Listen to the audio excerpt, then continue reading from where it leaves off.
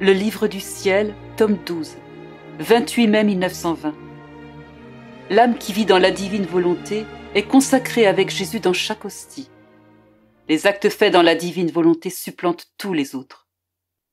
C'était pendant le saint sacrifice de la messe, et je me fondais en Jésus afin d'être consacré avec lui. Bougeant en moi, il me dit « Ma fille, entre dans ma volonté pour pouvoir te trouver dans toutes les hosties, non seulement actuelles, mais aussi futures. Ainsi tu recevras autant de consécration que moi-même.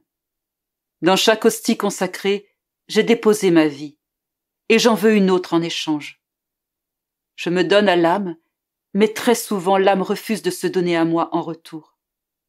Ainsi mon amour se sent rejeté, bafoué. Viens donc dans ma volonté pour être consacré avec moi dans chaque hostie. Ainsi, en chacune, je trouverai ta vie en échange de la mienne. Et cela pas seulement pendant que tu es sur la terre, mais aussi quand tu seras dans le ciel.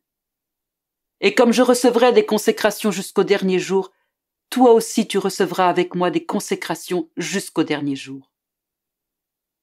Il ajouta, « Les actes faits dans ma volonté excellent au-dessus de tous les autres. Ils entrent dans la sphère de l'éternité et ils laissent derrière tous les actes humains. Ce n'est pas important que ces actes soient faits à telle époque ou à telle autre, ou qu'ils soient petits ou grands. Il suffit qu'ils soient faits dans ma volonté pour qu'ils aient la priorité sur tous les autres actes humains. Les actes faits dans ma volonté sont comme de l'huile mêlée avec d'autres matières. Qu'il s'agisse de choses de grande valeur comme par exemple de l'or ou de l'argent, ou de mets relevés ou de choses ordinaires, tout reste au bas. L'huile prévaut sur toutes et elle n'est jamais au-dessous. Même en petite quantité, elle semble dire « je prévaux sur tout ». Les actes faits dans ma volonté se convertissent en lumière, une lumière qui se fond avec la lumière éternelle. Ils ne restent pas dans la catégorie des actes humains, mais ils passent dans la catégorie des actes divins. Ils ont la suprématie sur tous les autres actes.